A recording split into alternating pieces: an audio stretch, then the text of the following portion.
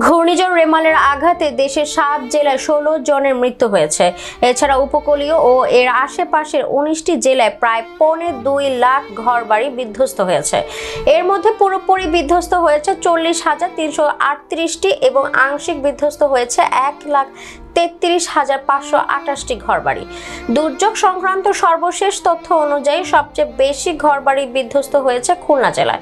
এই জেলায় 20,762টি ঘরবাড়ি পুরোপুরি বিধ্বস্ত হয়েছে। বাগেরহাটে বিধ্বস্ত হয়েছে 10,000 ঘরবাড়ি। বাকিগুলো বিভিন্ন জেলায়। ঘূর্ণিঝড়ে ক্ষতির মুখে পড়ে উপকূল ও আশেপাশের 19 জেলা। গত রোববার রাতে বাংলাদেশে আঘাত হানে ঘূর্ণিঝড় রেমাল। এই ঝড়ের প্রভাবে ব্যাপক ক্ষয়ক্ষতি হয়েছে। জলোচ্ছ্বাসে উপকূলের অনেক এলাকা প্লাবিত হয়।